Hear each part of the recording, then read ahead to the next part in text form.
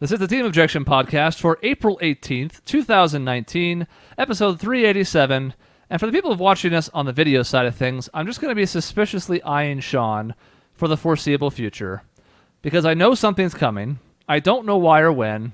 No, it's and not. so I don't want to delve too deep into anything in particular because I just have this feeling. No, don't delve. I don't have my anything. Gut. I don't have anything. I do want to. Michelle did just reference that she is Mr. Rogers. I wanted to call that out right before the show. She said she looks like Mr. Rogers, and I wanted to call it out because I completely agree. Mm-hmm. It's got that little loft-looking thing. Yeah, in it. you look like he you've walks invited in, takes his shoes off. Children into your home. No. Takes off his shoes. You're hits him with a belt. You're wearing a very rich sweater. I am. It was very expensive, actually. I'm embarrassed to admit that, but I was like, I need this, and I look like I'm from the Southwest.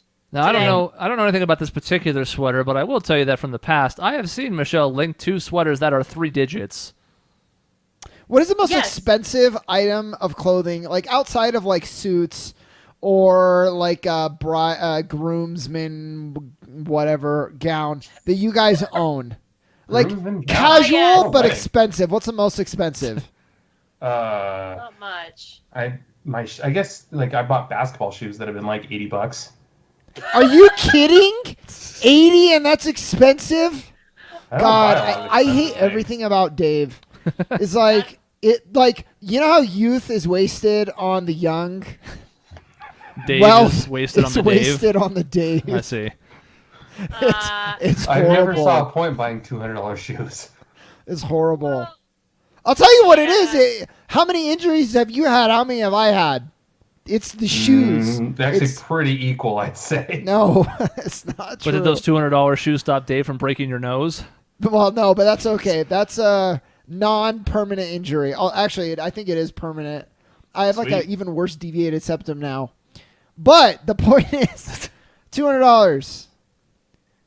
I don't know. I've never paid that much for basketball shoes. I think I approached 100 once. Mine are also tougher, though. I'd probably pay like a 10-20% surcharge over you guys because mine are non-standard sizes. Oh, yeah, that's true. Yeah. So like an $80 pair of shoes for other people was probably a hundo for me. I accidentally spent like hundreds of dollars at Lululemon today. On boots. Like hundreds. Accidentally? Like multiple 100s. Why? I think things got out of hand a little bit, but...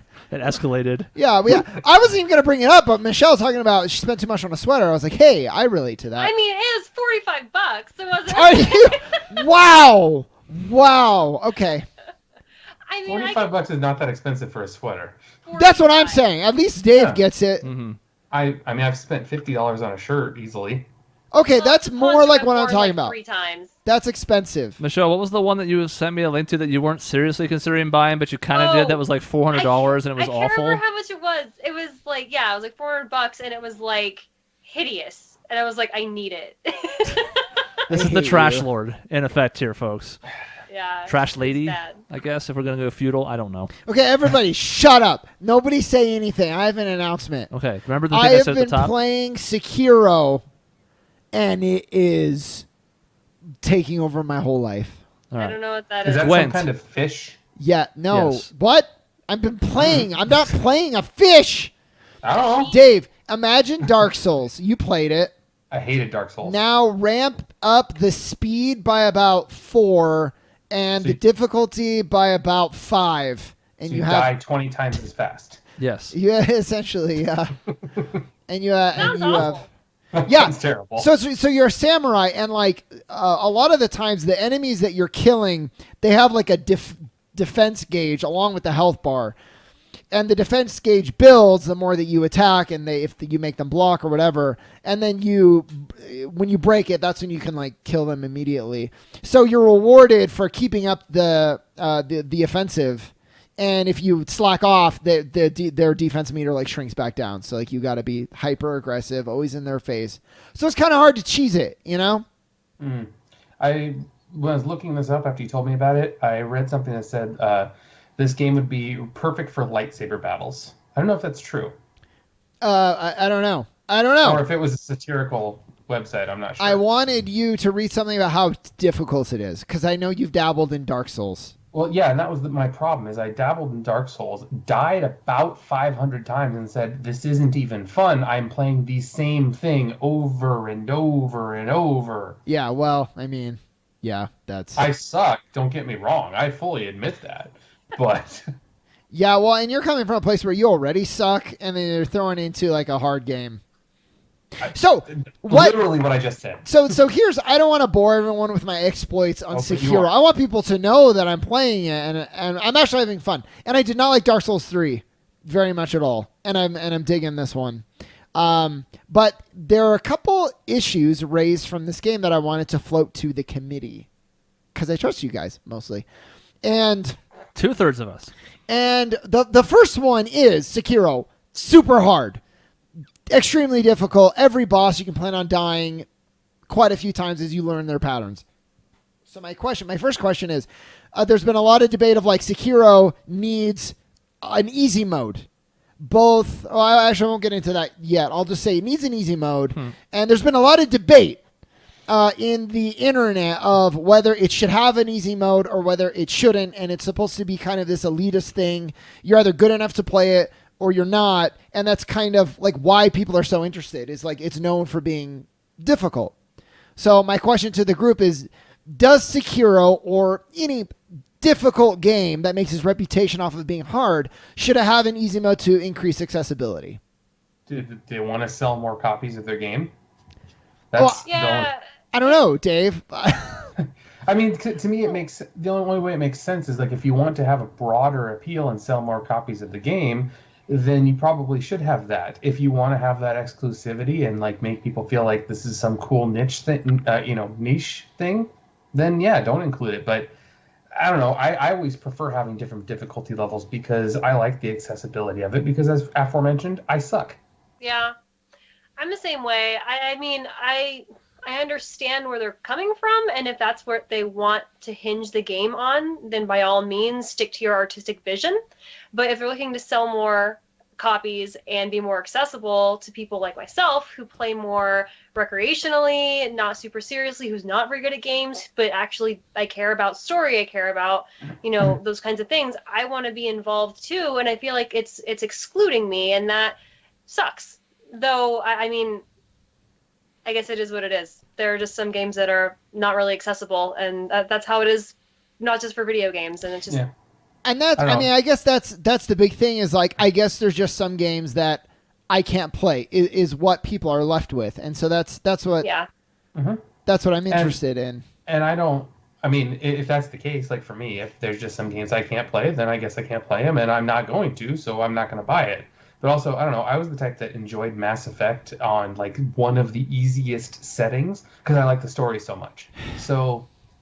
I don't know. I shake my head, but I played Witcher on easy, so it's like... It's just, when the story's good enough, I don't want... As stupid as it sounds, I don't want to waste time playing the game. Like, that kind of makes sense in a way. I want to get to the story. Yeah, no, I get that. I guess my answer is sort of a cop-out, but it's basically this.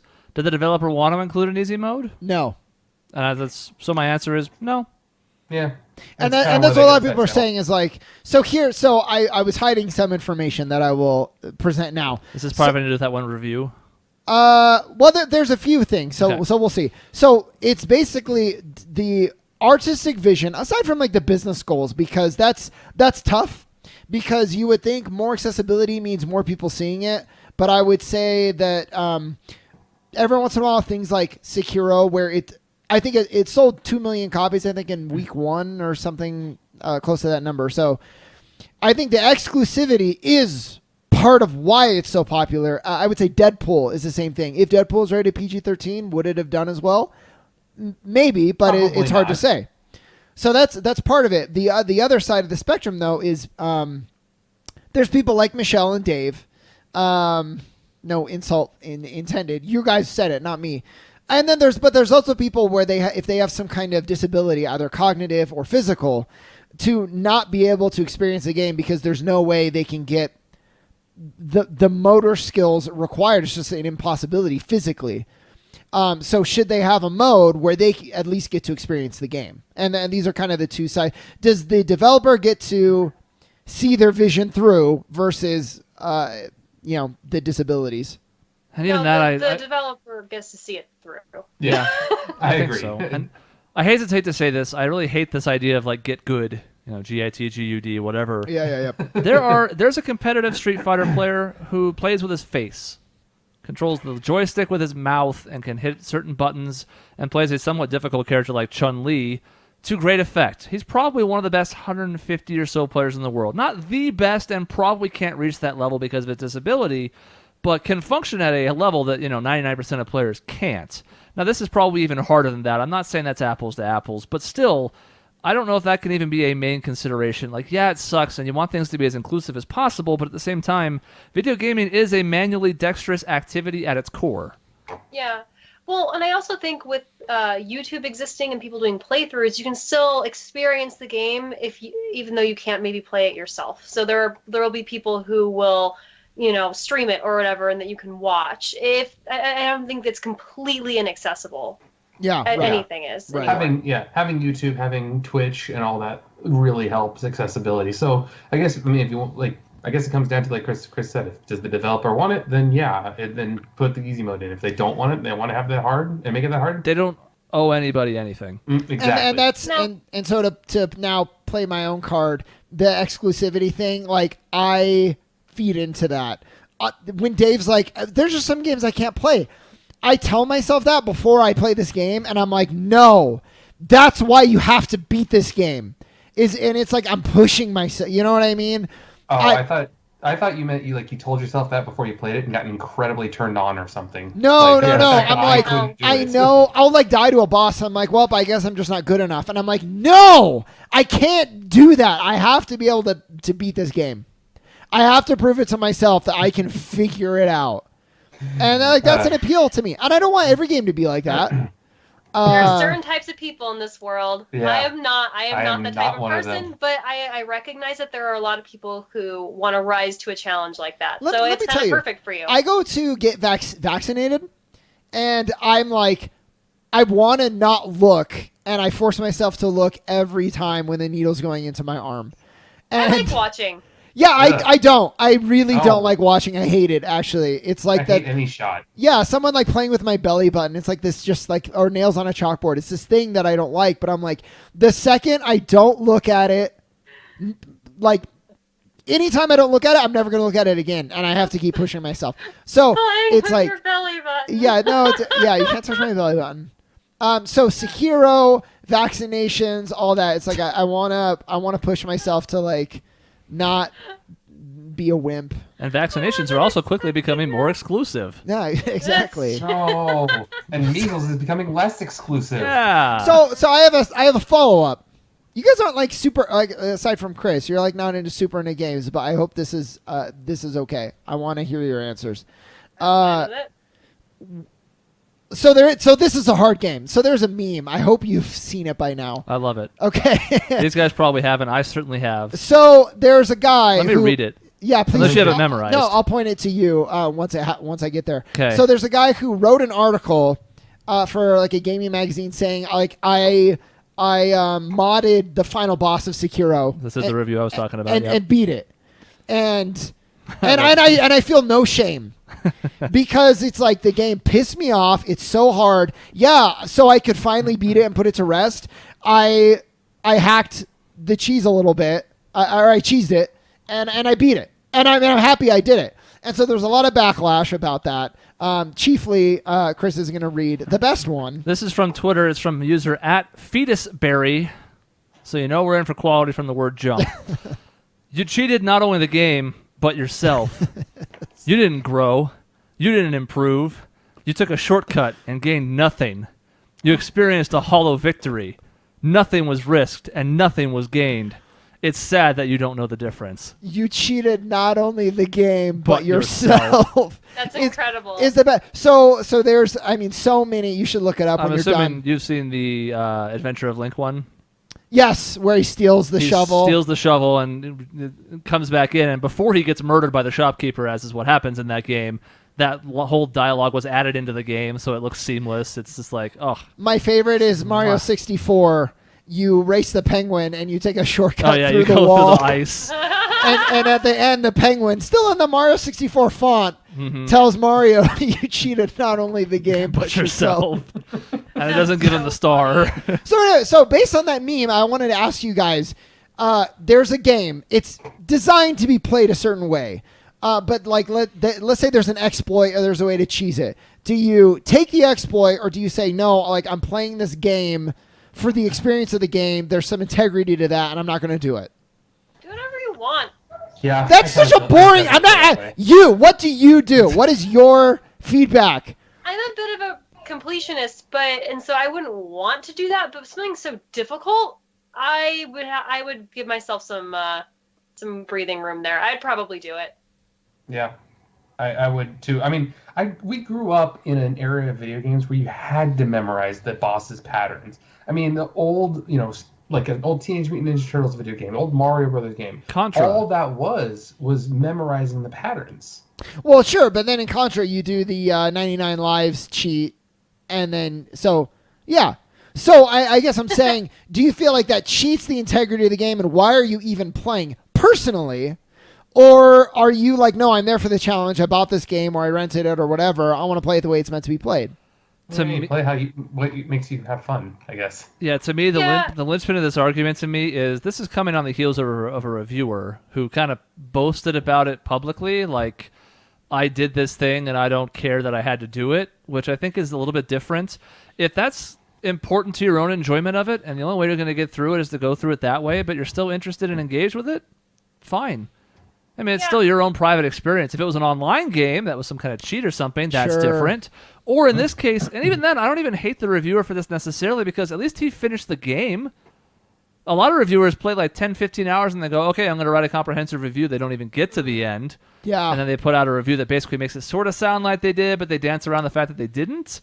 So, I mean, I respect the people that want to put themselves to that challenge themselves, but if mods or some other form of this help you with the game and it helps your enjoyment, do it. I think that's the cutoff for me.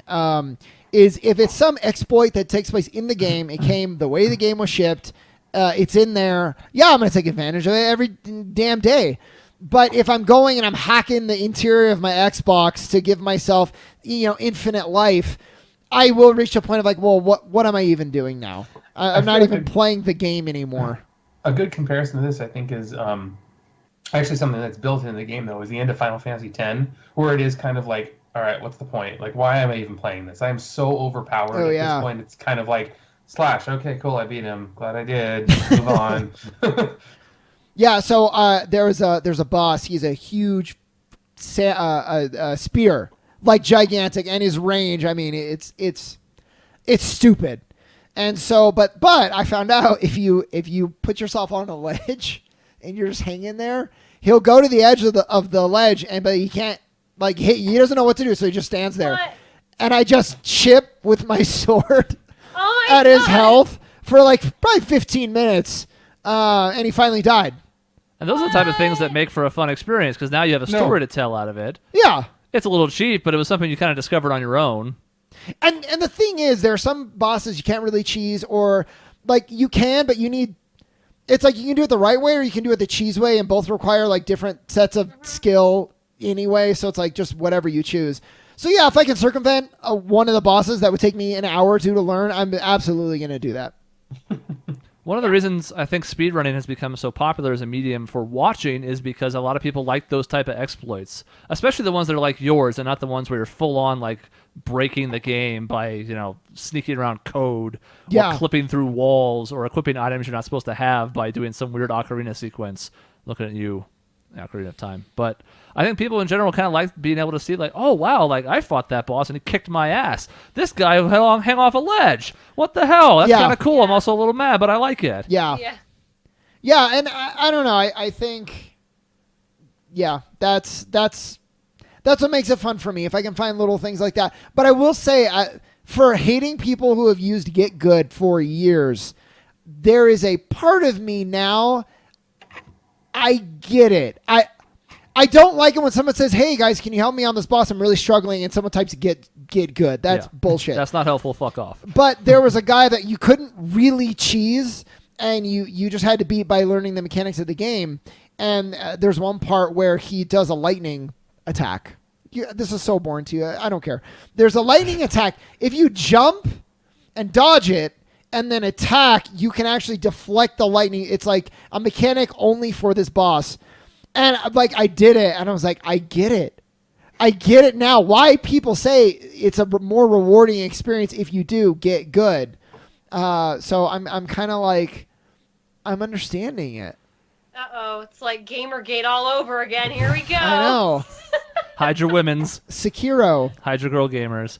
But there is somebody to be said for that. I mean, game development goes back to, well, it goes before this, but one of the primary examples is Super Mario Brothers. There's been interviews with Shigeru Miyamoto about how the reason they placed the Goomba where they did in the very first stage and the very first part, about how it trained people to jump over it. Because if they didn't know how to jump, they ran into it and died. If they mistimed the jump, they landed on it and died. And all of that is just a real basic thing. The simplest thing, you didn't even really complete anything, but it's that little, you did a thing and learned how to do it and got rewarded. It gets ramped up significantly for games like Dark Souls and Bloodborne and Sekiro. And it's just kind of interesting to me that it's on that high of a level now. It was so basic in its conceptual level back then, and now like that's a whole sequence that maybe 80% of players won't even know happens. And that's why it's so hard, is because it's like if it's easy, you don't necessarily even need to learn the mechanics. It's not as rewarding when you do learn it, and there's much less complexity. So you're not going from like 1 to 100. In a lot of games, you're going from like 1 to 10, and so there's something that it is kind of rewarding. I wouldn't want every game to be like this. I want to get through some games fast, but this has been a eye-opening experience for me. So Dave, you should maybe try it out. Yeah, that's probably not going to it's not like Dark Souls. Like, I have not died yet, maybe once or twice, but like between bosses is pretty manageable. Your initial description of this was it's like Dark Souls, 4 times harder than Dark Souls, and you die 5 times. Only with the bosses, though. Yeah, it's different than like Dark Souls, as you know from playing some of it. A lot of that is just like, oh, you walked in this hallway and there's a trap door, you fell down and died. Ha ha ha ha. There's no, from what I can tell, at least so far, and I would say I'm about halfway through. I have not seen a trap yet. It's all just enemies. I am always open to give it a try. You should. And but there's no grinding, and I think that's why people say it's harder too. So if someone finds Bloodborne difficult, they just go grind and then they can one-shot a boss, if they put enough time into it. You can't really do that here. Gotcha. I have a question for you. Sure. So I have my friends are like madly obsessed with Bloodborne, and they think it's better than Dark Souls. And some people agree. I've kind of looked it up a little bit online. There's a lot of people who disagree. What's your opinion? I think Bloodborne, after not playing a lot of it, but I like the world better and I like the mechanics better. It's a lot faster. It's more emphasis on like dodging and parrying than just sitting there with your huge shield. You can change the way that you play, but Bloodborne has a lot going for it for sure. I've seen a lot of my friends who love it really love Silent Hill. I think that a lot of the characters that you fight kind of have a similar kind of a horror-esque kind of a vibe, and it has like that whole like Cthulhu style, like HP Lovecraftian kind of a stuff. I think that's really neat, and I didn't even realize that it was kind of even related to Dark Souls until just recently, but I was just curious. Yeah, so Dark Souls, Bloodborne, and now Sekiro, those are all like part of that family. For my money, Sekiro's the best so far. Interesting. It's the most, in a weird way, accessible, I think, while also, it ramps up once you learn it, but like I think it's really pretty good about teaching you the mechanics and then really testing you. That's cool. It's good to know, actually. I never even heard of it. It's like I just learned about Bloodborne. Yeah, so Dave, I want to watch you play Sekiro. You're probably just a little sadistic in that sense. What I will say, if you ever do play it, you got to just go for it, though. I was like pussyfooting around the first area. Probably took me like an hour for like one segment. There's like probably 150 segments in the game that are similar to this, and it's like you just got to go for it and not be so timid. You should watch me play it. No. Yes, that would be really good. No, I would just be screaming the whole time. I watched you play The Walking Dead, which has a whole lot less gameplay interaction, and that was a train wreck. So yes, it was. Yeah, that's true. Can only imagine. I didn't say it'd be good. Right. So That's my big like Sekiro takeover. I'm playing it, and there were some debates on the internet from it that I thought it would be fun. We're kind of a game podcast, and that's one of our cross sections. So I wanted our expert panel to touch base on. We talked about it for a half hour. So. Yeah, it turns out everyone's opinions was if you want to, but it's okay. I don't know. They were good questions because I think we can kind of be precious about certain things, and we have certain preferences, especially with different forms of media, and so they're good questions.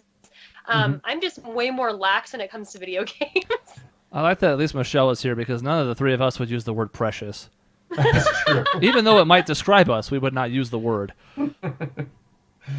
She's the diversity we need. So that was my big gaming update. I know Dave also had an update that he wanted to talk about. I do actually have an update, and this is like timely and everything.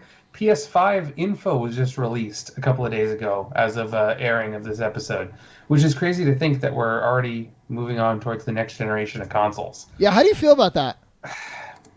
I feel weird in the sense of like, and maybe I just don't understand the capabilities going forward, but I kind of feel like we've almost hit a pinnacle of graphics, really, and processing in these machines because, I mean, really, I don't know how much more realistic you can get. I guess you can, but it feels like we can't go much past 4K. Yeah, or do you want to? Yeah, I mean, one of the things that is out here for the PS5 that they're talking about is having the ability to output in 8K.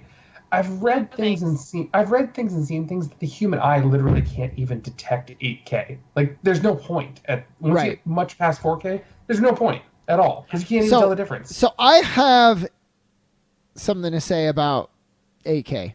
But first, I will say, graphically speaking, there's probably not going to be a huge jump between 4 and 5. I mean, there was a pretty big jump between 3 and 4, I will say. If you go back to play PS3, it's like, wow, ooh, okay. And there is a still noticeable, although not huge, jump between 4 and Pro. Yeah. Right. Games like Horizon Zero Dawn look really good on the PS4 Pro. Like, really, really good. And that's not to say that their non-Pro counterpart is a slouch, but the big thing is going to be the performance that something like this will offer for similar graphics, if slightly better. Although I will say, to refute the point I just made, there was some interview from Pixar where they said most people can't discern the difference between like Toy Story 1 and another one of the movies they did, like let's say Finding Nemo. And they were that kills us sometimes because it's astronomical. Yes, it is. The difference. Toy And Story so 1 looks like dog shit. Well, but I think it was at a time, it was like really two movies that don't seem vastly different, but there is a lot of difference. And so I wonder if, we'll start to get there a little bit clean. Even 3D animation now compared to 5 years ago, it's so much better now, even if the average consumer is like, it all kind of looks the same. Yeah. But the world building and the scope is going to be the big difference. So scope in either landmass or density or both. Yeah. That's going to be a huge thing. Think of load screens. Yeah. They brought up, I think, Spider-Man. Between fast traveling, it's like 15 seconds. This does it in like less than 1 second. Mm-hmm. Well, that's huge. That's a huge one for me. I am so tired of loading screens at this point in my life. It's one of the only reasons I still miss cartridges. Yeah. Yeah. It's and one of the things they talk about too is, something that'll help with that is the fact that it seems like this one wants to have a solid state drive on it instead of a regular old hard drive, which to me seems insane because those things are really expensive. And you're going to start throwing out these 500 gigabyte, hard drives like we have now, or the PS4 Pro now I think has 500 gigabytes or a terabyte drive. Terabyte. Yeah. Which is crazy. If you want to have a solid state drive with a terabyte, that's a lot of money. I guess I'm the computer expert of the panel, which is a weird thing for a guy who's never been a PC gamer, but I will say that solid state drives are only meant for the management of the more high-profile, frequently used data. The whole hard drive will not be a terabyte solid state drive. Mm-hmm. What we put on there is the operating system and some other the main functions that will need to do the most often so that it can rewrite that data quickly, and it'll still have some big blocky old-school hard drive to store all the downloadable games and content and all that stuff that you would have traditionally. You'd have to assume at least a terabyte on the ground floor for something like this coming out this year or next. Yeah. So, it'll just be... That's part of what's going to get you to so much lower load times is the solid-state drive is so much better equipped for write times and speeds. And that's... I mean, Shaun and I have been going through, and this is almost not even fair to say at this point because it's been so passive at this point, Dragon Ball Fighters. Oh, yeah. And we have probably spent, I want to say, almost literally half our time on loading screens. Yeah. I don't think that's an exaggeration. Yeah. Every fight is a 30-second load time, and the fight takes maybe 2 minutes. Yep. That would drive me absolutely It insane. sucks. And you have one before and after. So it's not exactly half, but it's a hell of a lot closer than I'm comfortable admitting. So, like... Yep. Just that is one example, but you can think, like anybody who's played games on the last 2 generations can think of times where it's like, man, you spend 35 seconds on a load screen, like maybe you have a chance to get up and get a snack or something, but sometimes you're just like, man, there's this really cool thing happening, and I'm just waiting, and I'm losing steam, and I'm losing momentum, and I'm losing interest. And not to sound like entitled, because I get where games came from, and like back in the PS1 days, the load screens were like, oh my god. And I get that, but if we're talking about advancements, yeah, that's one thing I think I avoid sometimes in games going to like a new region or a certain area because I know it's going to incur a load screen. Yep. Yeah. So I'm like, forget it. I'll just do it here. Whatever. That reminds me so much of... Oh, sorry, go ahead. Well, just the density of the worlds, the stuff that they can fit in, how many side missions you can run concurrently, the depth of those side missions, and like the complexity of the AI. Can they learn? Can they adapt? Will they react to what you do? These days, not so much. It's pretty easy, almost in every game, to kind of anticipate the AI or exploit it. And it would be interesting to see a game that you can't do that. And it's more advanced. So there's a lot of advancements on the like programming side, but I kind of agree on the graphics side. Yeah, it's probably going to level off a bit here. Well, and one of the things that they advertise in here is backwards compatibility. It's supposed to be completely backwards compatible with PS4 games, which is usually a good sign because, I mean, I know moving from the PS3 to PS4, my PS3 just kind of disappeared from my the PS4 is not backwards compatible, but even so, the PS3 is just kind of, I have a bunch of games for it, but the PS3 isn't plugged in, so I never play it. Having the backwards compatibility helps, I think, with the initial sales. I just hope they don't do kind of what the PS3 did when it was first launched, where it was like, this first version is backwards compatible with PS2 games, and nothing else is. Yeah, and all of them break, by the way. At this point, I can safely assume that the franchises I care about are going to be there. For the most part. Occasionally exclusive swap or jump around or have these windows or whatever. So for me, it's early, but if that's the load time improvement we're looking at, or even something resembling that, and backwards compatibility is a thing, I will buy this day one. Without hesitation, because those are two of the like quality of life features that I care about the most, bar none.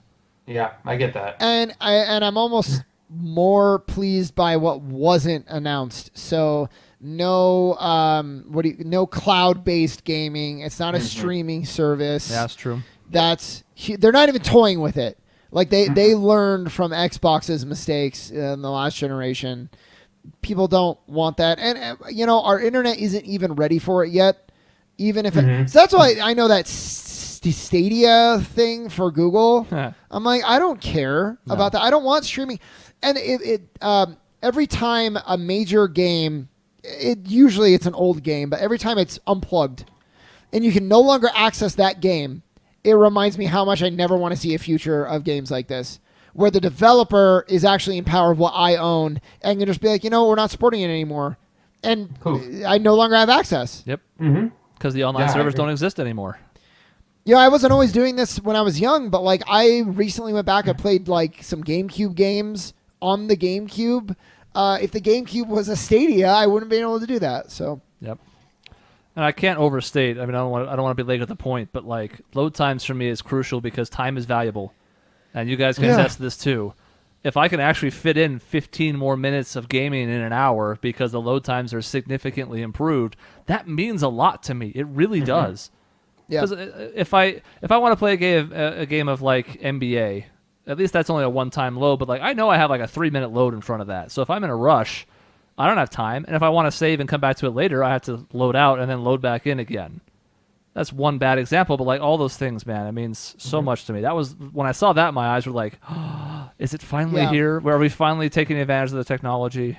So we'll see. They said, 2020 is officially the earliest date. It's definitely not 2019, which like I probably could have told you anyway, but the article actually does say for sure, not 2019, probably not 2020, although it could sneak into the holiday season, I guess. Yeah, and it has no price point set yet. I'm gonna guess this thing's $500 or $600 at least. I would say probably 500 or 500. 600. I think. Yeah.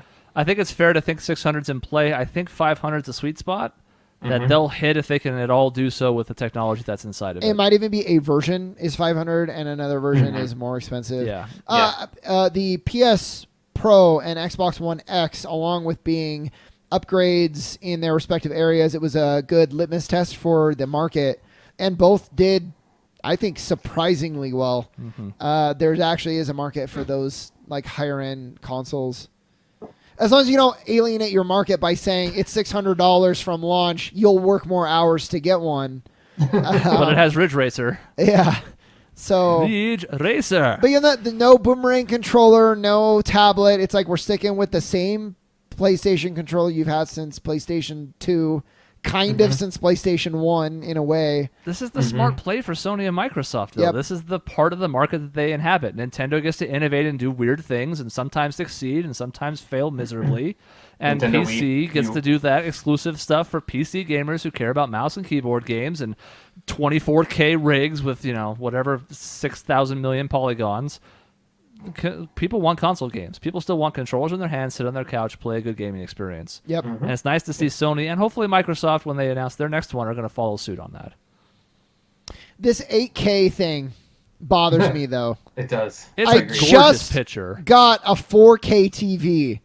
And now, if I want to be on the even somewhat cutting edge, I have to look to get an 8K TV No, you in the don't. next. No, you Like, don't. I feel like we're probably 3 to 5 years away from 8K adoption. There's no support. Mainstream. What Exactly. supports it? There's Yeah. almost virtually no streaming that will because the bandwidth is, like you mentioned with the internet infrastructure, not there yet.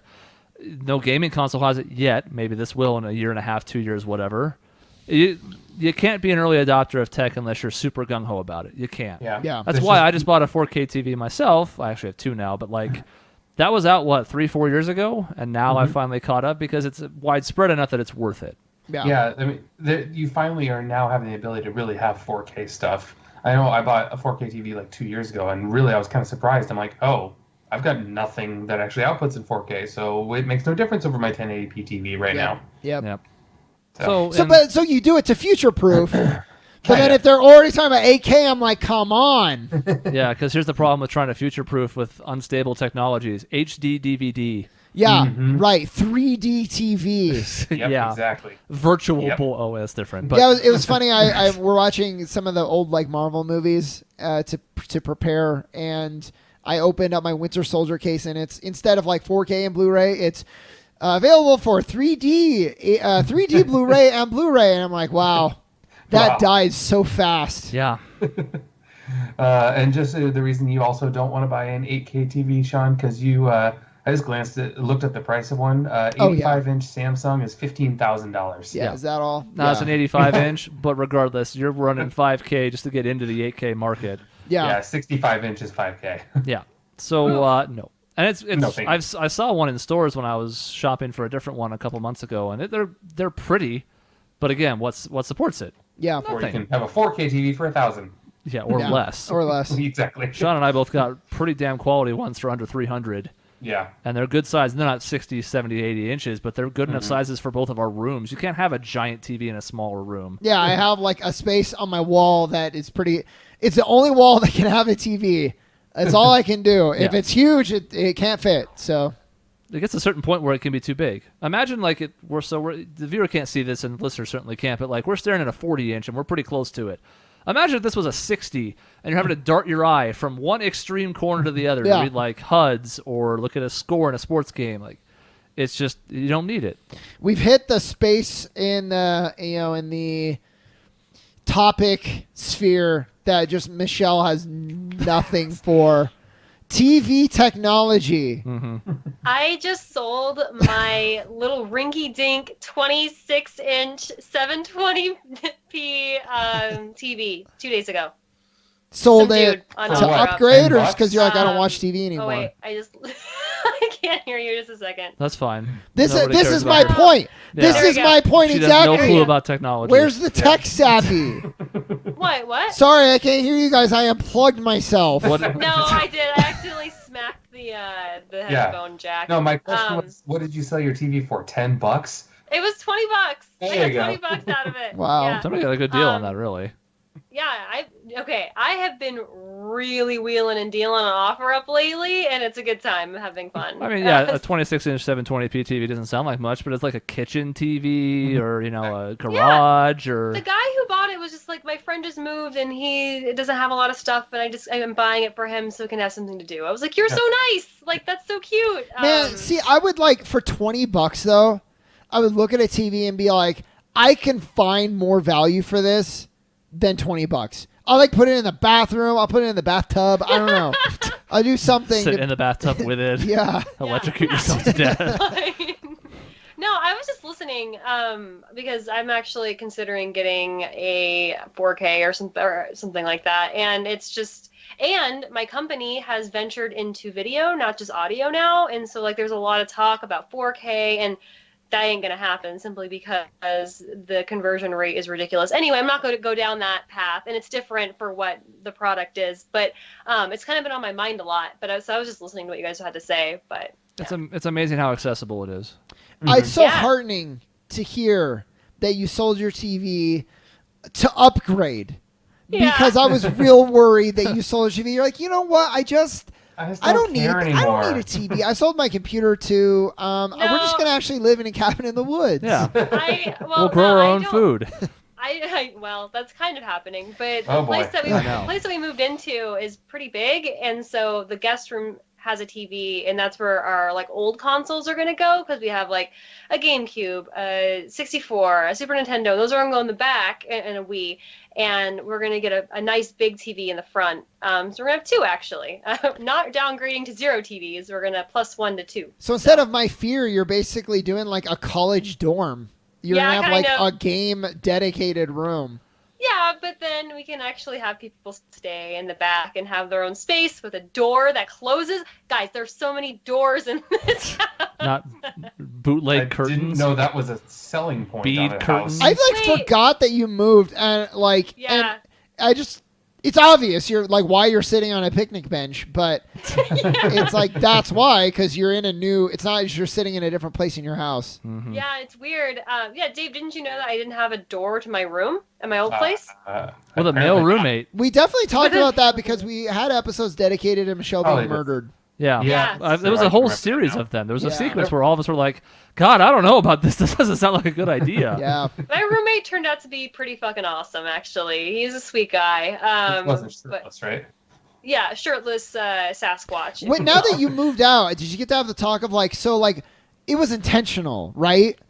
That you walked by Oh my every God. recording? So no, I want to bring it up, but I don't really know how. It's kind of weird. But also, he must be trolling me. So I think yes, that is true, Shaun. But also, he was kind of somewhat famous among my group of friends who have visited my house because I had these little magnetic words that you'd put on the fridge, and you can make different sentences. I made little dumb poems, whatever, and he would make hilarious things on the fridge. I would walk in, and there'd be this line that was tell me about your sausage factory or something like that. It was so dumb. And no, sausage symphony. I'm sorry. It was so funny. That's better. That's an improvement. It was so weird and really bizarre. And so the last day I'm picking them off the fridge, and we're chatting, and I was by the way, my friends love everything that you've written on the fridge. You're kind of a celebrity. And he was oh, I'd love to take credit, but I've never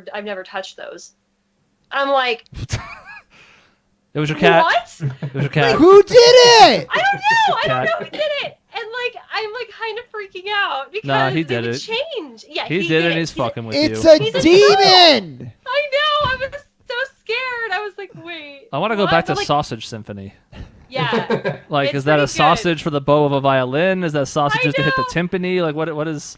In fact, I loved it so much that I rearranged the words on my new fridge that say that still. I think Good. it's a party with a bunch of dicks at it. Just when you have where are the Yeah. girls Tell me about But your a- sausage. But It's a like higher more class classy. one. Yeah. It's got like Yeah, a symphony. Mai Tais and somewhat nicer outfits on. Because it's not a sausage party. It's a sausage symphony. Yeah. I do love it. There's monocles. It's true. Yeah. So either a demon was in the house or a ghost and had very good sense of humor, or it was my roommate who was trolling me and who was also just walking across the field of vision of my camera every like 10 seconds when we played D&D. I mean, R.I.P. I'm gonna miss that. It was pretty funny. But He has to have realized he was in the shot. You were watching the Oh. same like 4-shot here, 6-shot in D&D, where you can see what we're seeing, which is what the viewers see. Yeah. So Yeah, he could right. see himself walking by. Dude, he was working was- out. He knows. He was lifting for it. Oh, he was not. It was his big shot. Oh, he was trying. He was lifting chips into his mouth. If you think that was bad, imagine what he would have been otherwise. Oh man. Poor guy. I hope he doesn't listen to the show. He's like, hey, they're talking about me. Oh. And he's so nice too. But yeah, it was so weird. Like once he did that thing with the magnets, I was like, okay, he knew. He's more self-aware than I even like knew. But yeah, he totally knew he was walking. Yeah, or across. it's a demon for real. Like I'm really sensitive to that right now. Maisie had a horrible nightmare where like the bed, like she felt the bed like moving and heard like Oh, whispering no. and laughing, and she looked up and there was like a demon girl crawling Wait. around her and she couldn't scream and she So couldn't. she had sleep paralysis. I'm trying to figure that out and she can't give me a straight answer, but it's like I think she was vividly dreaming Yeah. that she was having sleep paralysis. If that makes Oh. sense. In the dream, she could not speak or scream or move. She's trying to call to her mom, and the thing was laughing Yeah. at her and like pulling her hair, and like it was awful. So That's really freaky. Yeah. And that's weird it's like a level within the dream as opposed to it being like an actual physical response. which is almost worse, but not, because the real one is, I've heard it's just terrible. I've heard my dad used to have it. And he said it is the scariest thing he's ever Yeah. seen Horrible. and experienced. And it's for some reason it's really common that the demon is like sitting on your chest because it's like you can't breathe, right? And it's like, Yeah. oh god. Well, do you know why? To go down this road, it's because you're still sleeping, so your diaphragm is not. Yes. Your body thinks you're still asleep. Your mind, so your diaphragm is still like in sleep mode. Yeah. So it's still like It's not doing its normal thing. So it's hard to breathe, and so you're manifesting something either choking you or sitting on your chest. I hate it. I hate it. Yeah, how does that more than sound, most Dave? Things in this world. It sounds terrifying. Dave- Like the idea of It's yeah. real. I Yeah. know. Did Courtney ever have a nightmare and you thought, "Wow, I'm gonna get murdered one night in my bed because like she's gonna have a nightmare and she's gonna try to attack the demon or whatever it is, and it's gonna be you or me." No, it's never I happened. definitely did. I was like, I'm dead. Well, She- you are also the type that has sheets thrashed all over the place when you sleep. How did you know that? I do that. How'd you Because know? we've had many I conversations don't on think this so. show about Yeah, bed sure, making. sure we did. And- Sure, you don't just and- know because you're spying on my bedroom, probably through the Dave watches you webcam. sleep. Dave watches you sleep. Yeah, I'm watching Mr. Robot and how easy it Stop is to talking about look it. at someone through their webcam, Dave. Shocking. Oh, yeah. Yeah, I mean, there are actual like covers you can buy for them nowadays for people that are super concerned about that stuff, and yet they may be right to be to some extent. Yeah. Anyways, Chris, I want to Chris, hear give a about your story. trip. Okay, so what we're gonna do for this as we wrap up the show here is I'm gonna put you in my shoes, my size 15 and a half shoes. Wow. I don't I'm ready, fit. I okay. don't fit. I want you guys to kind of chime in as we go. There's going to be a couple steps along the way where I want to know, should I have gone farther? Did I go far enough? I want to know. And the listeners can play along too. Are you going to give Alright. us like it's your own adventure where like there's a point where you're going to ask? Like at this stage. Yes. I'm going Okay. to set the scene. I'm not Okay. going to give Turn you to page choices. 25. I'm ready. Yeah, there's not going to be like 2-3 choices. You know, if you want to get a red-eye flight, turn to page... No, it's just going to be... Okay. Okay. I'm in Chicago for a work conference last week. We had talked about it before on the show. It was just me and Dave. And I've been once before, so this time I was still going to stay through the weekend. I didn't have anything fancy like Hamilton or big stuff planned, but I was going to see some different stuff in the city and then just kind of spend a day in the hotel relaxing because I was tired AF. The trip goes fine. The conference is decent overall. All that stuff is boring. On Sunday, there is a notice from United that there is going to be a chance of snow. And They send out a thing through their app, which I had picked up. They have a text message alert system, so I got a message that way. The flight is scheduled for 4 p.m. Chicago time, and I asked for late checkout. So at 12:30, I had everything packed, and I'm about to hop on the L train to then head out to O'Hare, and it leaves me like an hour and a half, before my flight, just to make sure there's no travel issues because of the snow or whatever. Got to walk to the snow. Through the snow to get there. It's that really, wet and heavy snow that you get more out east than you do out here. Excellent. And so I'm like sopping wet by the time I get there, so I have to take time just to dry off before I get on the train. So I'm already kind of in a not bad mood, but I'm kind of like, ugh, like this is how the day is going, huh? It was great until 12:30. I laid around the hotel room, did jack shit. It starts to go downhill. We're still fine though. As I hop off the L train at about getting to be almost 2 o'clock and go to the terminal, the flight is still listed as on time. The one thing that gives me pause is checking the flight before mine, which is coming in from Cleveland, which is not super far from Chicago, and is 2.5 hours late. Now, how a flight that precedes ours by half an hour can be 2.5 hours late and ours still be on time is a paradox that I don't fully understand, but I'm sure there are some parallel universes that could make it possible, so I'm willing to wave that one off. So you're having the same plane here. That's your incoming plane that you need to then take to Phoenix, right? Yes, that's the one that's coming into Chicago to then go Gotcha. to Phoenix afterwards once they change crew and unload all the stuff. That is a paradox, yes. Yes, it's not going to happen, basically, is what I'm saying. It's fucked. Sure enough, as soon as I walk into the terminal, before I clear security, I get a message that says, your flight has been delayed 5.5 hours. No. Ugh. It goes from 4 to 9:30. Ugh. Now, I checked the hourly forecast. The snow is supposed to be kind of going off throughout the afternoon. And at this point, we've already gotten a couple inches.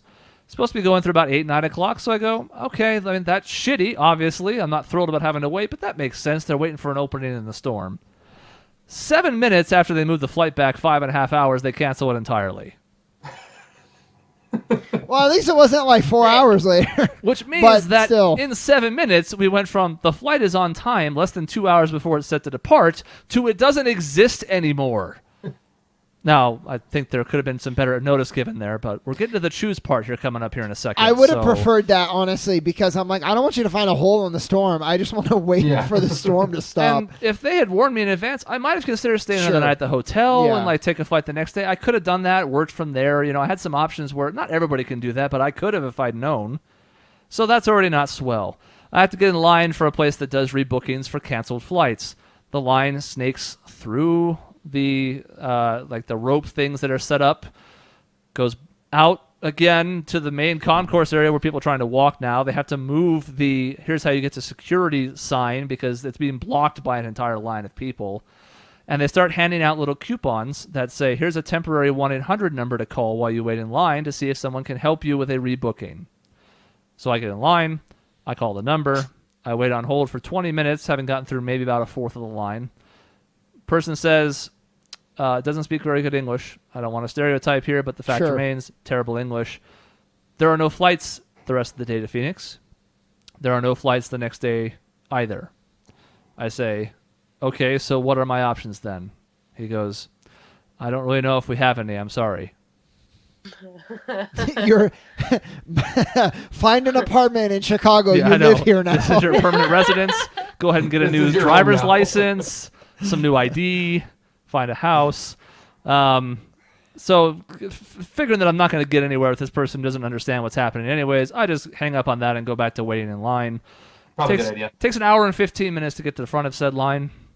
And in doing so, here is your first choice. Okay. The person at the desk takes about 10 minutes, maybe a little more. It was hard to say because everything kind of blended together that day at certain points. Maybe 10, 15 minutes to look it up. Says nothing to me over the span, looking things up. Doesn't find any flights. Here is the first offer she comes up with, and I'd like to know what your response would be in this situation. Okay. She says, we can fly you from Chicago to Las Vegas tonight, from Las Vegas to Los Angeles tomorrow morning, from Los Angeles to Phoenix tomorrow night. This, after 10 to 15 minutes, is the opening offer. You, Michelle, Shaun, and Dave, are in my shoes. How do you respond? Here's my response. Okay, what's the next option? I would have asked what the next option would be for just tomorrow. If there's any direct flights tomorrow, or any even kind of Even close with to direct layovers, flights yeah. tomorrow. Yeah. Yeah, I would have been like, what else you got? Especially because it sounded like the storm was not great. So flying out that night sounds like bullshit. I Yeah. wouldn't have even been like rude. It's like when someone tries to schedule like a dentist appointment, I'm like, oh, sorry, I have a meeting. What else? What else is available? That was so my hold on. response. Okay, so that's what's the next offer? And so her option was they could fly out that night, but the storm's in Chicago, not Phoenix. That's correct. I know. Now, I think a lot of the trouble they were having was with incoming flights. So that planes That that makes were sense. there when they had windows to land them were able to get back out because they could spray this de-icing stuff on them, which happened to our plane too. We'll get to that later. And make it pretty much okay because once you get off the runways, the storm doesn't really do a whole lot. You know, it's just Yeah. making sure you can take off and land safely, which is the most important and toughest part. Tends to be. My response in this situation, and I'm not necessarily proud of it, was I just stared at her. I didn't say a goddamn word. I Well, just she gave was her off this for 15 look minutes, so- of like and I understand. I felt kind of bad because obviously they were having to reschedule probably literally tens of thousands of passengers. They lost like 85% of their flights that night, and it's Chicago. It's one of two major airports there. But I just stared at her, and to be fair, within like 5 seconds, she was like, "Let me see if I can find something else." Never said a word, but I was Yeah. like, and I afterwards, like, I feeling bad. I was like, you know, a chain, like an overnight and a changeover with a 3-leg flight, like that's awful tough. Are you sure you don't have anything else? But I didn't say that before she offered to relook it up. I waited till after I stared a hole in her. Yeah, to be fair, I think you could have been much ruder. I think no response is better than some responses that Are I've you seen fucking people- kidding? Yeah, Yeah, you don't exactly. do that. I'm sure. Although, I will was say, fine. like, I'm not saying like I get that they've had a very long day too, but I still, on one hand, for one, it's your job, and two, it's like, I don't know. I thought she could have been nicer too.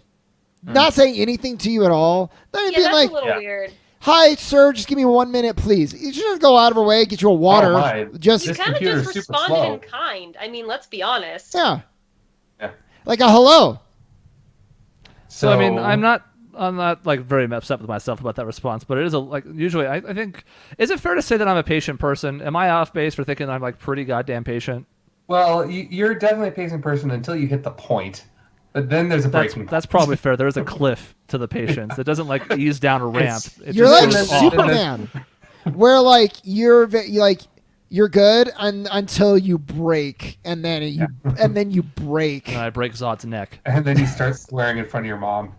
Yeah, that did Oh happen. yeah, that's right. That's a callback. That's actually the one that I thought of too. Yeah. Okay, so new thing being looked up. Another 5 to 10 minutes of checking things on a computer. I think she was even trying alternate airlines. I'm sure they have some kind of like trade for trade agreement where in dire situations like this they can work something out, and you scratch my back, I scratch yours, etc. This is her second offer. Fly to Los Angeles tonight. Fly to Phoenix first thing in the morning, like 8 a.m. Better. I still probably would have been like, that's better. That's not bad. Can we look for like maybe one more offer just to see what else is out there? This is the point at which, and I'll give you guys a chance to chime in on how well the second choice went. This is the point at which she was like, is there anywhere else you can fly? Now, I think that question is meant to like convey this idea that the more east you go, the more tightly packed everything is. So like maybe you can't fly to Washington, D.C., but the storm isn't as bad in Baltimore. So you can fly to Baltimore and rent a car or Right. something. As all of you know, and most of our listeners know, Phoenix is not really close to anything as far as major airport hubs. What's the closest airport to Phoenix? Las Vegas? Vegas, probably. Vegas, probably. Is like 5 hours from Phoenix, probably. LAX is probably like 6 and change. I would honestly rather do like a roundabout flight thing than fly to Vegas and like drive. And drive, yeah. And drive to Flagstaff, that would be terrible. And I was like, because I had already talked to my family there, I was like, if it has to be this way, I can't really do this because of work, but like I could fly to Denver if it gets me out of this storm and figure something out. Sure. but didn't really happen. So I asked, are you sure there's nothing to Phoenix? There are no flights anymore. They've all been canceled going to Phoenix until at least Tuesday. Of course, I have to work yesterday. So I take the offer. I would have taken it. Yeah. I ask about if they can cover hotel. They say no, because it's not in the city of origin and because it's weather-related and beyond their control. So the question is, how do you respond now, having taken this offer but not being able to have accommodations for the night? So, question of this, do you have your bags, or are you having to check a bag? Luckily, unlike a lot of people who got caught in this spot, especially those transferring, I had only carry-ons because it costs like $30 a bag on United, and fuck that. Yeah. Some people had their luggage caught in between flights when they got canceled, like the plane never arrived, or the weird spots where it was bad. So I had carry-ons and not luggage checked. So where would you have needed accommodations? Would it have been after you flew to LA? Yeah. And then the flight was the next morning? Yeah. This So I is basically when I needed a would bed get- for the night. This is when I would get upset. Yeah, I would be like, no, you're actually going to help me because I'm not going to get a hotel when... I don't even know if I would phrase it. I might if I'm in the moment and I'm angry, even though I understand it's not their fault, but I would be like, this isn't my fault. You're going to help me out. Right. No. Yeah. I understand it's not in Chicago, but that's not what the offer is. I'm going to be in LA. What do you want me to do? Sleep on the sidewalk? Well, the only reason I'm going to be in LA is because I can't leave out of this or the place of origin that I originally had scheduled. Yeah, no way. So, did you ask to see if you could fly out of the Midway Airport in Chicago? I didn't ask them specifically. I looked into that while I was in line, checking the flights that were out of there to Phoenix, because that opens up some other options like Southwest, which doesn't fly out of O'Hare. It was awful. Everything in Chicago was just... I would have said, is there a discount? I would have been like, well, is there a discount at least? Is there some help for a hotel? So I pressed. I'm not normally the type to push back a ton in these situations, especially because of these spots where it's not really this person's fault. It's not like they're giving me bad service. It's just the situation sucks. I pushed anyways because I'm like, I'm now going to LAX. I don't really want to go there. I'm going to be getting in late and then immediately just waking up and rolling out of bed and getting on another plane. So I pushed. The answer was still no. They had a discounted service that only applied to a handful of hotels. They had like a number you could call. I was not eager to sit on hold again. So ultimately, I just took the flights and worked something out with my aunt to get a room booked so I didn't have to worry about it when I got there. I don't know if I pushed far enough or not. That's kind of the thing where I'm still like, I'm on the fence. I would have pushed, but because I do push. I like to think I'm a nice guy, but when it comes to stuff like that, I had a beef with a budget rental car, and I was not taking no for an answer. I ended up going like up to the manager, and it was bad. But I don't know what you do in a case where like with budget, I knew they could help me, and it was their fault. With this, it's like, sorry, sir, like we can't. There's no way we do it. Policy. It's not our right. like. There's no way. I would have pushed it, but at some point I would have been like, it's futile. all right, well. That's Although I would have left a parting shot of like, I'll definitely keep this in mind for future flights or something of that nature. Yeah, that person doesn't give a crap. I don't That's care. the problem. It It makes me feel better. I don't know what it does. Yeah. And that's the thing. I don't know. For me, it never makes me feel better to do anything like that because I'm like, great, that person now thinks I'm just an asshole.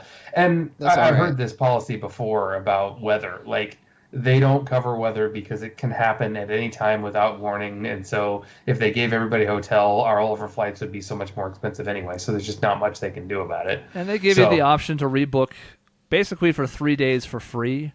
Yeah.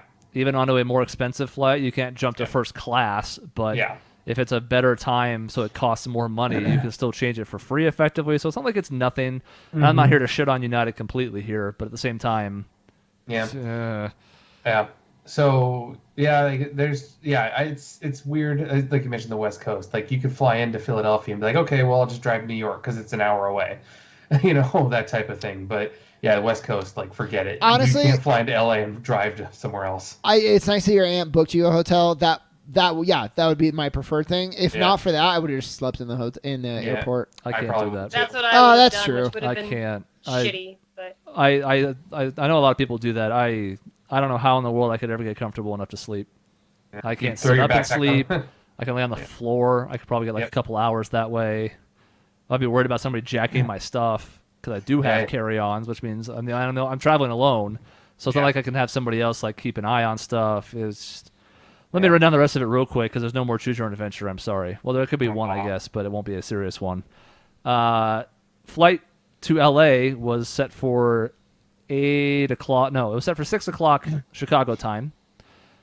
As soon as I cleared security, it got delayed 2.5 hours. Of course it did. Yeah. So after all Dude, that wait to get that flight booked, because they were assuming that was going to be able to leave at a certain amount of time, delayed 2.5 hours. This is a nightmare, and I mean like literally. This is what I have nightmares about. Is like no matter what, I like can't get to my destination. Yeah. And everything you do fails. And Yeah. you try something else, and it fails. So it got delayed 2.5 hours, then undelayed 2.5 hours, but moved to a gate across the terminal on no notice. Then, after we boarded at about 6:10, so pretty close to when I was supposed to leave, we're still not leaving until like 6:30, it gets delayed 10 minutes, and delayed 10 minutes, and delayed 10 minutes, and that happens 11 Jesus. times. Okay. A crew member got sick, had to leave, which put them below my the minimum God. threshold required by the FAA, so they had to find another crew member. They had to de-ice the plane, as mentioned, which involved bringing this kind of cool vehicle with a tower out and just spraying this green and like then a layer of pink shit on the plane. I don't know what it was. Antifreeze? I don't fucking know. They didn't have any of the dining stuff in the plane. They couldn't get out on the runway because there was a line, even though no flights were leaving, so I'm not sure what that was about. So the flight didn't actually take off until 8:30.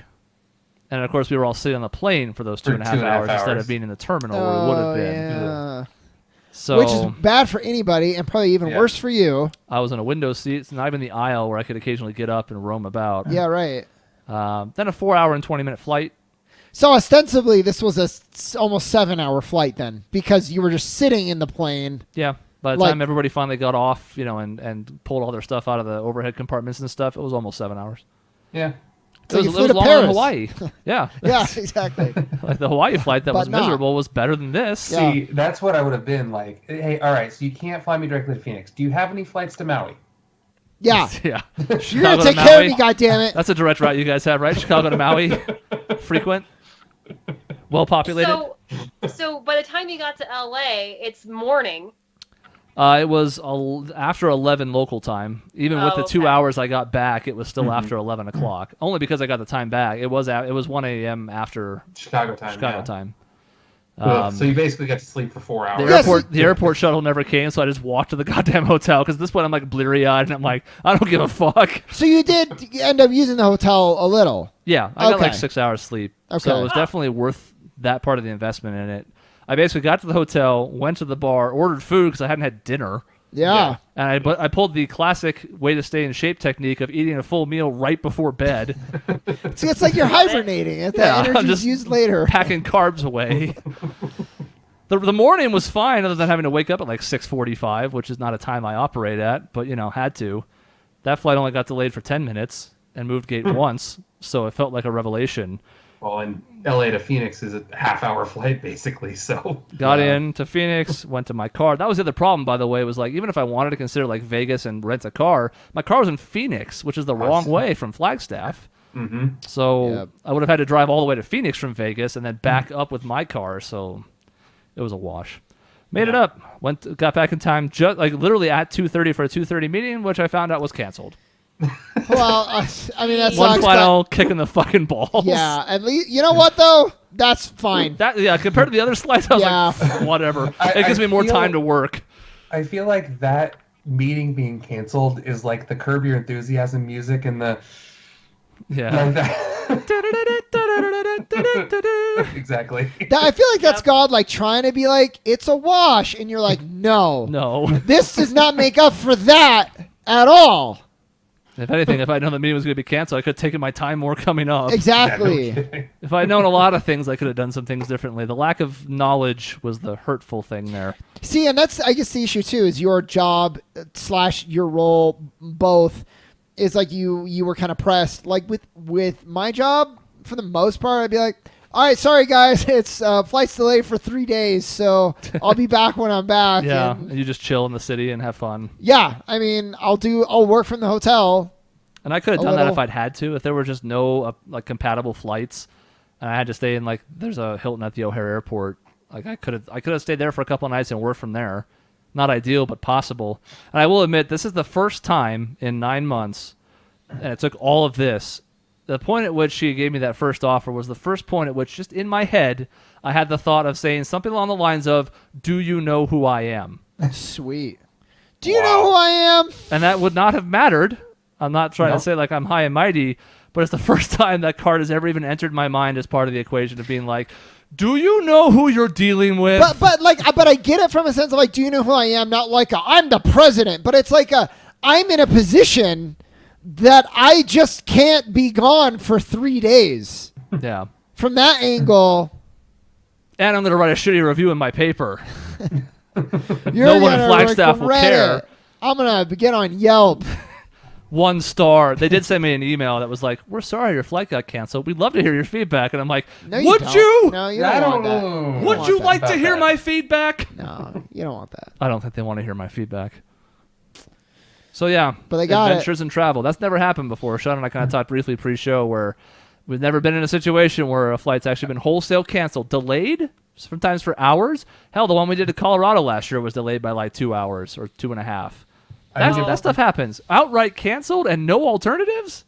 I can give a short, quick thing. Yeah, I can give a short, quick story of that where I got canceled out of Charlotte, and it was because of mechanical failure. And the good thing about when that happens is that they do give you hotel credit and meal credit and stuff like that. They have to. So we literally booked our flight for the next morning. They gave us like a hotel room, an extended stay. Yep. So yeah, that's what happened to me. The problem was that it was from Mexico to Phoenix, Phoenix to Portland, and so Mexico to Phoenix was fine. On the flight to Phoenix, I got violently ill, and then they just canceled the flight to Portland, and so I'm super sick in the Phoenix airport, and I'm like trying to like stand in line to like figure out what the fuck I'm doing. Meanwhile, I'm like trying not to vomit all over people, and they're just like giving me my voucher and everything, and I'm like trying to wait in line to like get on the taxi to take me to the thing. I'm just like, it was horrible. I was on the floor of the hotel room the whole night, throwing up. Michelle, I have a guest room. You could have called me. Well, at that point, I was like, you did not want me there. I will tell you. Yeah, but you could have had a private toilet. That would have been nicer. Mm-hmm. Yeah. For puking, I mean. Yeah. For you looked confused. For drowning yourself in. Just stick your head in until the pain goes away. It was so bad. That's the only canceled flight I've had. It was probably the worst night of my life. Let me ask you this, because we had heard this story, but this detail might be new to me. They canceled the entire flight, not just your involvement with it? In mine? No, on Michelle's. Oh, no, the whole flight was canceled. So you ruined everybody else's day, too, because you were so sick. No. It was... No one knew that I was sick except for, like, my parents. It just so happened to be canceled, which made it worse. There was no explanation. Would you rather, though, like... Yes, it was better, because that would have been heinous. I would have been on the flight. To be on another flight sick would have been like, ugh. I've done it. It's horrible. Yeah, I know, it is terrible. And I don't remember it. And I think there's a reason. I know it happened, but I know it was bad, but I don't have any vivid memory of it. And I was like, that's my good old brain helping me out. Yeah, just blocking that out for you. You don't need to remember any of that. No, so I don't know why it was canceled, but it wasn't me. Are you sure? No, I'm not. But I don't think anyone knew that I was sick. Really, I don't. Maybe they did. But what was really funny is that my parents and my brother were on a connecting flight up to Flagstaff. They hadn't driven. They had flown, and so they're like, "Bye, Michelle."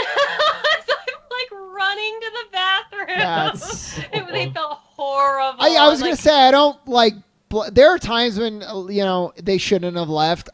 With a flight, I think you still have to go. And they were like, "Well, do we stay?" And I'm like, "Those are expensive tickets. Go. What are you gonna do? Get out of here. Yeah. What are you going to do? Stand there, hold my hair, so that I don't throw? Who cares? I look like shit. I feel awful. I'd rather be alone anyway." Yeah, right. I have a hypothetical. It's hypothetical for you guys. It happened to me. My girlfriend got really anxious before the flight. And was like, I can't go on the flight. And I'm like, okay, one, like, I don't know what they do for that. And two, like, I have to be at work tomorrow. This was at a time when I had to be at work. And she's like, I just don't, I'm not feeling it. I can't get on that plane. No. See ya. Bye. Well, yeah. So, and it ended up working out. But she made me feel really bad for, like, being like, I'm really sorry. I'll support you. But, like, we can't miss this flight. I got a lot of grief for being, like, unsupportive and not being like, sure, babe, let's just, it's whatever. Forget it. I don't know if that's like not being supportive as much as it's completely enabling like behavior that needs to be properly addressed. Like that is not like if you're at a point where you can't function, like how are you supposed to be supportive of something like that where it's just totally out of left field and like it's silly. It was like, I just can't do it. I was like, No. okay, but like, why? She's like, I just can't. It's like, you're not helping me. And like, if you were like physically, if you're like puking, I think even then, I'm trying to put myself in the shoes. If I'm puking, I would be like, all right, this sucks, but like, here we go. I hope they I hope they let me kind of stay in the bathroom and whatever. You go to the duty-free shop, you get some medicine, and you make the best of it you can. Yeah, I wouldn't say I can't do the flight. So I've been sitting on that for years. Thank you all for validating that. Also, if it's the ex I'm thinking of, yeah. Yeah, I mean it is. Probably is. But I'm just trying to, I was trying to be unbiased as possible because this is the ex that made you call her in between basketball games, if I remember right. So that's true. That's true. And it was like, so they'd be like, all right, Shaun, we're ready to play again. I'm like, okay, hold on. I have to call her. He was gone too. Like we'd all be in the kind of the general court area, getting water or whatever, and we'd look, and Shaun's halfway across the park. Yeah, well, probably because I was getting yelled at, and I don't want to have to. And that's understandable. I'm not trying to give you shit for it. It's kind of funny. We'd be like, where'd Shaun go? And we'd look, and you're over there like by the playground. Yeah. I'm like, what? Like a mile away. And he's on the phone. I just looked at you like, oh, I used to be there. I'm sorry, Shaun. Yeah. All right. Well, a supersized episode, but why not when we have all four of us? It is a rare occasion. Yes. Next time we do another Hall of Fame. Shame. Blame. Michelle, are you going to see Endgame? What? Are you going to see Endgame? I don't know what that is. As in Marvel's please. Avengers, please, God. Endgame. Yes. I didn't know it was called that. What's Endgame? I don't watch mainstream cinema anymore. I gave away my TV and now media is dead. You scared me a lot this episode. I'm going to tell you what. Listen. I've been unplugged for a while now, but I would like to see it, yes. Okay. So that's going to be coming up at some point, too. Now, that's going to be a Dave-free experience, so we'll see if there's going to be a week he's not there right after it comes out. But the next time the four of us are here, it will probably be Hall of Fame again, yes. I still feel like Dave can do a review of that. He can be like, he can't lead it, but I would be interested if he's just sitting there asking questions or being like, that sounds really awesome, stupid, whatever. That's true. I said Thanos snap. Is that relevant? Yeah, it is. All right, cool. And you didn't pronounce his name Vegeta, so like bonus points there too. Thanos. Vegeta? Is that it? That's correct. Yeah, Thanos snap. Do you know what it did? Destroyed like everything. Okay. Well, that's half of everything. Oh, well. Yeah. Perfectly balanced. Dave, you disappoint me. If only we could snap and make the bottom half of the cast go away. Aw. Okay, bye. You can do it right now. I know. If I wanted to go into After Effects and add a dissolve effect, I would do that, but I don't. I had a long ass Sunday. I don't feel so good. Yeah, Mr. Stark. Oh no.